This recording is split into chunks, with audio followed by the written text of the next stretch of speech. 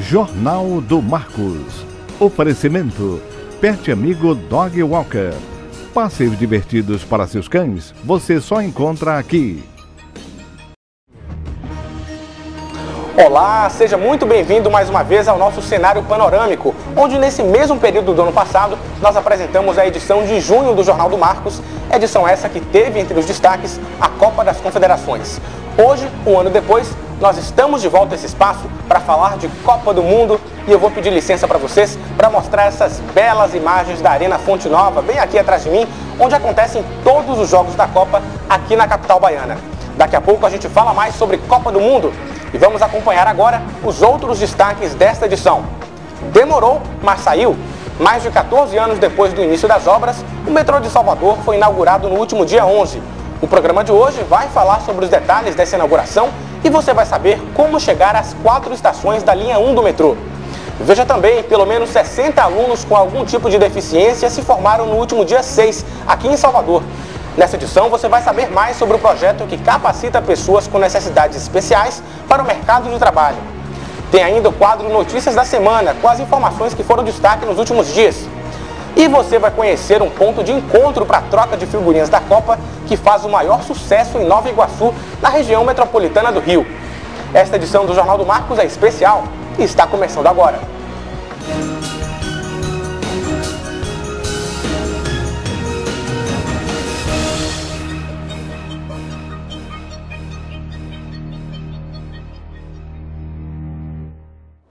Quase 15 anos de espera e o metrô de Salvador finalmente começou a operar no último dia 11 de junho, véspera da abertura da Copa aqui no Brasil. A presidente Dilma Rousseff esteve aqui na cidade para participar da inauguração do sistema metroviário e foi uma das primeiras a embarcar no trem, acompanhada do governador Jacques Wagner. Dilma Rousseff desembarcou na capital baiana por volta das 9h30 da manhã e do aeroporto seguiu direto para a estação Acesso Norte do metrô, onde às 10h20 estava previsto o início da viagem inaugural em direção à estação Campo da Pólvora, no bairro de Nazaré. O percurso durou cerca de 20 minutos e, ao chegar no Campo da Pólvora, a presidente tirou foto com os operários e assistiu a uma apresentação dos grupos Olodum e Ileaê. Do lado de fora da estação, o esquema de segurança da presidente contou com esse helicóptero, que sobrevoou a região por vários minutos. De lá, Dilma retornou à estação Acesso Norte, onde às 11 horas participou da cerimônia que marcou oficialmente o início das operações do metrô. Em seu discurso, a presidente citou a linha 2, que só deve ficar pronta em 2017 e que terá o aeroporto como destino final. Nós estamos prevendo a construção do metrô que sai de Bonocô e vai até Lauro de Freitas Aeroporto. O metrô de Salvador começou a ser construído em 2000 e a previsão era de que as obras durassem apenas 3 anos. O projeto inicial teria 12 quilômetros, mas só pouco mais de 7 chegaram a ficar prontos. Ao todo, mais de 7 milhões de reais foram investidos na obra, cuja inauguração foi adiada várias vezes. Em frente à estação Campo da Pólvora, nossa equipe encontrou esse operário que trabalhou na construção do metrô e contou como se sente com a tão sonhada inauguração da obra. Rapaz, eu me sinto cara muito feliz que está aí batalhando dia a dia com meus colegas de trabalho. E aí daqui para frente, para a cidade ficar melhor ainda, para a gente curtir o metrô de Salvador e inaugurar ele com bastante confiança, bastante segurança e bastante alegria, que para nós todos é um prazer imenso estar aqui construindo esse metrô. Encontramos também o turista espanhol Antônio Sanches. Veja o que ele disse sobre o metrô. Creo que é um bom sistema de transporte para uma cidade grande como Salvador, com 3 milhões de habitantes. Ansioso para a Copa que vai começar amanhã? Sí, venimos a ver a España y tratamos de llegar a la final con Brasil también. Vai chegar de metrô? Iremos en metro hasta el estadio. Já Priscila diz o que pode melhorar com o novo transporte à disposição da população. Acho que a mobilidade urbana, né, está precisando muito de melhora. Infelizmente, nosso sistema de ônibus, o transporte com os ônibus não funciona a ponto de atender toda a demanda que a gente tem, e eu espero que, mesmo que sendo um pequeno percurso, isso ajude um pouquinho a melhorar a nossa situação. E uma correção, o custo total das obras do metrô até agora é de R$1 bilhão e não de 7 milhões, como dissemos na reportagem. E ainda falando do metrô daqui de Salvador, você vai acompanhar agora uma reportagem especial mostrando quais são e como fazer para chegar até as estações da linha 1 do metrô. Acompanhado do cinegrafista Ricardo Abrantes, eu percorri toda a extensão dessa primeira etapa, desde a Estação Lapa até o Acesso Norte, como você vai ver agora. Agora, 1h aqui em Salvador, nós estamos na Estação Lapa. Esse que é o início do nosso percurso até a Estação Acesso Norte, que fica ali nas imediações da BR-324. A gente vai percorrer todo o trajeto de cerca de 7 quilômetros do metrô aqui de Salvador. Então vamos lá. A parte de dentro da Estação Lapa nos chamou a atenção pela organização. Por onde passamos, havia funcionários para dar informações aos usuários e essa grande placa indicava o local do embarque. Depois de atravessar as catracas, descemos as escadas rolantes, que ficam alguns metros à frente, e chegamos à parte de baixo da estação, onde aguardamos o metrô. O tempo de espera entre um trem e outro é de 10 minutos, e não demorou muito para ver as luzes se aproximando no fundo do túnel. O embarque e desembarque de passageiros devem ser feitos em no máximo 30 segundos, que é o tempo de parada do metrô em cada estação. Vagões climatizados e muitos passageiros olhando com atenção a novidade, para não perder nenhum detalhe. Nossa viagem está apenas começando. Chegamos então à segunda parada do nosso percurso, que é a Estação Campo da Pólvora. Aqui bem pertinho fica a Arena Fonte Nova, o estádio onde estão acontecendo os Jogos da Copa aqui em Salvador. Portanto, você que vai assistir as partidas do Mundial aqui na cidade, deve acessar aquela rua ali atrás que dá acesso ao estádio. Mas para você que vai continuar o nosso percurso até a Estação Acesso Norte, basta entrar nas escadas rolantes, descer as escadas rolantes dessa estação aqui na frente, a Estação Campo da Pólvora. Então venha conosco para continuar esse trajeto. Ao chegar na parte subterrânea, esperamos novamente o nosso metrô. Passados alguns minutos já dentro dele, podemos ver da janela a Arena Fonte Nova nos deixando para trás. Também da janela, dava para ver os carros na movimentada Avenida Presidente Castelo Branco. Quando então, ouvimos a voz. Estação Brotas, desembarque pelo lado direito do trem. Bom, chegamos agora na Estação Brotas e ali na pista, do lado oposto à estação, tem uma parada de ônibus, como vocês estão vendo, que é para quem segue em direção à Avenida Bonocô e também para quem vai para o Acesso Norte ou em direção a outros pontos da cidade. Já quem está aqui em Brotas pode usar esse acesso onde nós estamos, em cima do viaduto dos Galés. E quem vai em direção ao comércio pode pegar aquele ponto ali, na parte de baixo do viaduto. Seguimos então o nosso trajeto até o Acesso Norte. Temos ainda mais 9 minutos de viagem. No caminho, passamos por outra movimentadíssima avenida da cidade, a Bonocô. De repente, nos aproximamos da Rótula do Abacaxi, o que significa que estamos terminando a nossa viagem.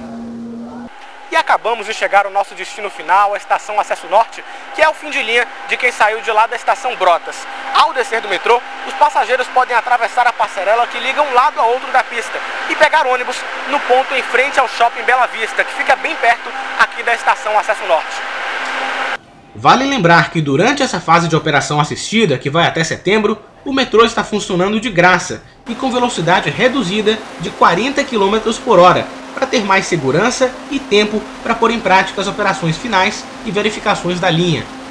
Na página da TV Salvador News na internet, você encontra todas as informações sobre o valor das tarifas e a partir de quando elas serão cobradas, além do esquema especial de operação durante a Copa do Mundo. Tá aí. E a gente fala agora de uma história de superação para alunos com necessidades especiais de uma universidade daqui de Salvador. No último dia 6 de junho, eles tiveram a oportunidade de se formar, dando o primeiro passo para perceberem que são, sim, capazes de exercer um papel na sociedade. Passava da 1 da tarde quando a formatura do projeto Novo Olhar começou. Ao som de aplausos e ansiosos pelo momento que tanto aguardaram, os 60 alunos que integraram as turmas do primeiro semestre desse ano entraram na sala e foram se acomodando nas cadeiras. Essa etapa tão importante na vida de cada um deles foi acompanhada de perto pelos familiares, que lotaram o auditório da Faculdade Rui Barbosa, no bairro do Rio Vermelho. O projeto Novo Olhar está no seu segundo ano de existência e busca capacitar pessoas com necessidades especiais para o mercado de trabalho. As turmas contam ainda com a monitoria dos alunos dos cursos de psicologia, gastronomia e informática, além de intérpretes e salas mistas. Logo no início do evento, o diretor da Faculdade Rui Barbosa, Rogério Flores, fez um breve discurso em que citou a importância da inclusão das pessoas com deficiência. À medida que iam sendo chamados para receber o certificado, os alunos não escondiam a alegria, que podia ser notada de longe. Durante todo o evento, essa intérprete usava a língua de sinais, conhecida como Libras, para que os alunos com deficiência auditiva pudessem entender o que estava sendo dito. A coordenadora do projeto, Jaqueline Viana, falou quais os cursos oferecidos aos alunos. O Projeto Novo Olhar, a cada semestre a gente entra com novos cursos. Para esse semestre a gente teve auxiliar administrativo, a informática básica avançada, a turma de oficinas voltadas para artes, para relaxamento e contas a pagar e receber. Além dos cursos, o projeto oferece ainda oficinas eventuais, como as de artesanato e pintura. Essas bandeiras do Brasil, por exemplo, que deram um certo clima de Copa do Mundo ao evento, foram feitas pelos próprios alunos durante as oficinas de pintura. Já essa estante, que foi toda pintada de azul e decorada com materiais recicláveis, foi resultado das oficinas de artesanato. A gente tem cada curso, cada oficina, uma vez por semana. Então dá a oportunidade para um mesmo aluno fazer mais de um curso. Então a gente tem 60 alunos, mas que cursaram mais de um curso, né? E essa que é a proposta, oferecer para eles um leque, trabalhar com um número crescente, sim, claro, a gente quer crescer, mas com um número que possa ofertar também para eles essa diversidade, que eles possam participar de mais de uma atividade. Bom, agora eu estou aqui com a Neila Aragão, que é instrutora do curso de auxiliar administrativo aqui do Projeto Novo Olhar e vai falar um pouquinho sobre os desafios que ela enfrentou ao longo desse 1 ano e meio que ela faz parte do projeto. Neila, conta para o pessoal de casa como é que foi essa experiência e qual o maior desafio durante esse processo. Bem, o maior desafio que a gente enfrenta é a gente aprender a olhar para todas as pessoas com necessidades especiais da forma que a gente olha para qualquer outra pessoa. A gente entender que são pessoas normais, né? A diferença que existe é para todo mundo. Não é porque ele tem uma deficiência que ele é diferente de mim. A gente tem que encarar que todos nós temos algum tipo de necessidade. E você lembra da Gabriela, aquela intérprete que utilizava a linguagem de Libras? Pois é, com a ajuda dela, eu entrevistei o Almir, aluno do curso de administração, que mandou um recado para quem pretende ingressar no curso. Eu vou procurar mais surdos, mais amigos, sei onde eles moram, vou chamar uns 6 ou 7 mais ou menos e vou procurar para divulgar o projeto Novo Olhar para eles. E eu vou ficar me sentindo como responsável, vou trazê-los todos aqui. Vou me sentir muito feliz e gratificante porque eu fui responsável por convidar e chamá-los. E aí eles vão se interessar, mas sabe que não pode faltar. Tem que ter presença e se esforçar muito. Ao final do evento, essa mesa cheia de delícias foi servida aos convidados. Os interessados em participar do projeto podem entrar em contato com o Serviço de Psicologia da faculdade, que funciona de segunda a sexta-feira, das 8 da manhã às 8 da noite, e aos sábados, das 8 da manhã às 10 para o meio-dia. O telefone é o 3205-1745. O ex-deputado federal e candidato à presidência da República nas eleições de 2010, Plínio de Arruda Sampaio, foi internado há pelo menos um mês no Hospital Sírio-Libanês, em São Paulo. Ele foi internado depois de descobrir um câncer nos ossos e até o dia 26 de junho continuava na UTI, a unidade de terapia intensiva. Segundo o filho de Plínio, Francisco de Azevedo Arruda, o estado de saúde do pai é estável. E vamos agora ao quadro Notícias da Semana.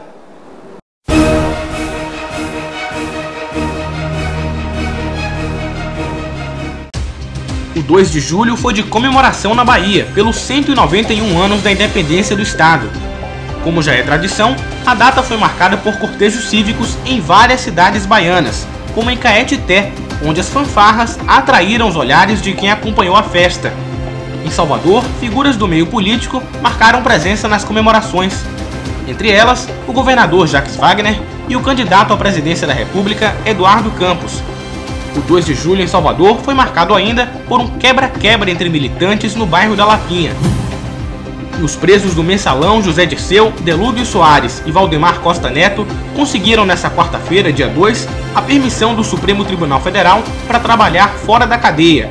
A informação foi confirmada pela Secretaria de Segurança Pública do Distrito Federal, que disse ainda que os presos foram transferidos do Complexo da Papuda, onde só podiam trabalhar internamente, para o Centro de Progressão Penitenciária, onde poderão cumprir trabalho externo. E o presidente dos Estados Unidos, Barack Obama, está no topo da lista dos piores presidentes do país, como apontou uma pesquisa da Universidade de Quinnipiac. O levantamento mostrou que Obama é visto por 33% dos entrevistados como o pior líder dos últimos 70 anos. Já 28% escolheram seu antecessor, George Bush. A lista mostra ainda que o melhor presidente foi Ronald Reagan, escolhido por 35% das pessoas. Ele aparece seguido de Bill Clinton e John Kennedy.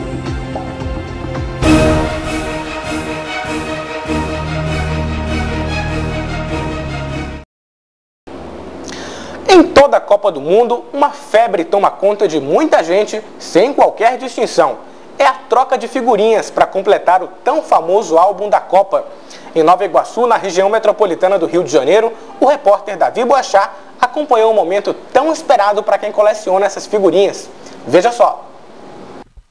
Entre mesas e capôs de carro, famílias inteiras se reúnem todo fim de semana com o objetivo de completar o tão desejado álbum de figurinhas da Copa do Mundo. O ponto escolhido não poderia ser mais característico. A banca do Flávio, situada no centro de Nova Iguaçu, vai muito além da venda de revistas e jornais. Se tornou um dos mais movimentados pontos de trocas de figurinhas da região.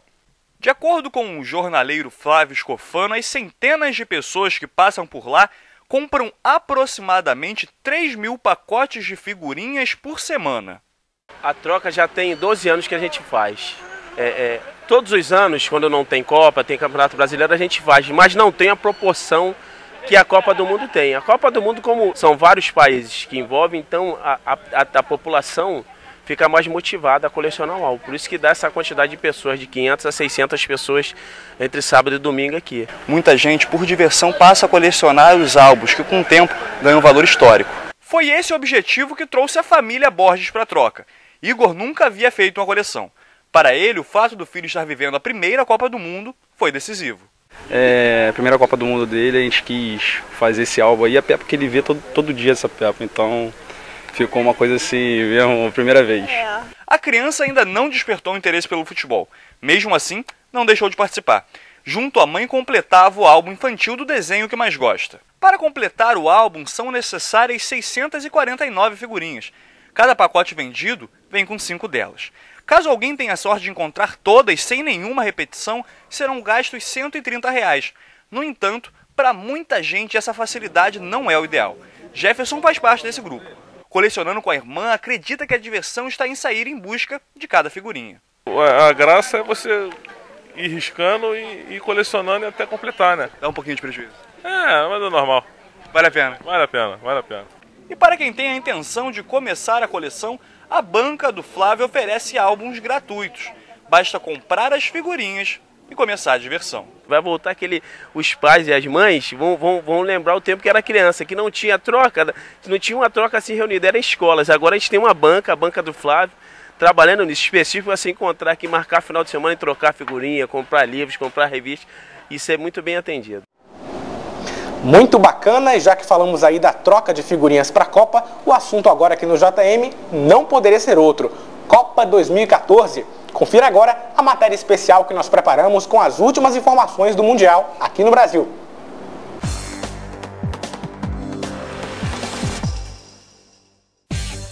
O boletim da Copa começa falando da fantástica fábrica de chocolate, ou melhor, fantástica fábrica de gols.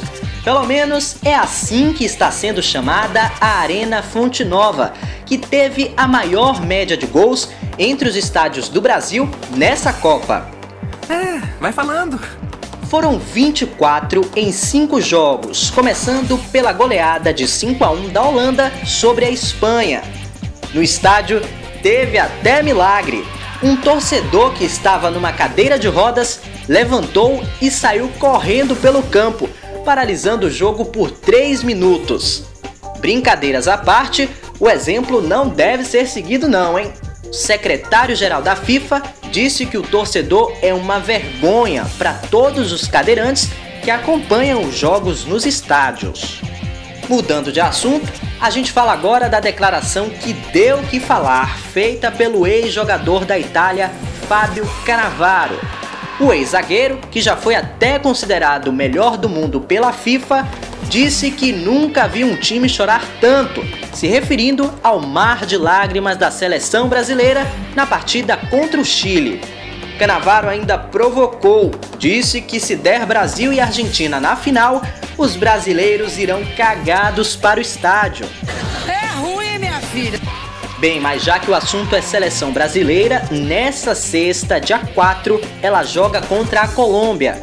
A partida válida pelas quartas de final vai ser às 5 da tarde no estádio Castelão, em Fortaleza. Nossa seleção desembarcou na cidade nesta terça-feira à noite e foi direto para um hotel na Avenida Leste-Oeste. Nesse mesmo dia, antes de pegarem o voo, os jogadores falaram com a imprensa na Granja Comari. Destaque para Neymar, que falou sobre o comprometimento da equipe para o jogo contra a Colômbia. A gente está aqui para vencer. Se tiver que só defender e ganhar o jogo de 0-0, a gente vai ganhar. Não importa se a gente não vai dar chapéu, se não vai dar caneta, se não vai dar show, se não vai fazer todo mundo rir. A gente não está ali para isso, a gente está ali para vencer. Então é isso. Boa sorte, Brasil!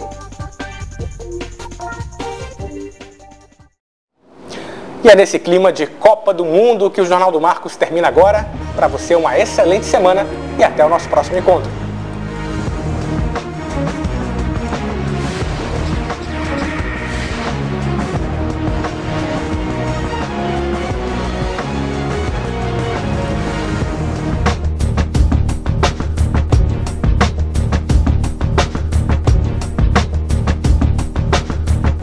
Jornal do Marcos. Oferecimento: Pet Amigo Dog Walker. Passeios divertidos para seus cães você só encontra aqui.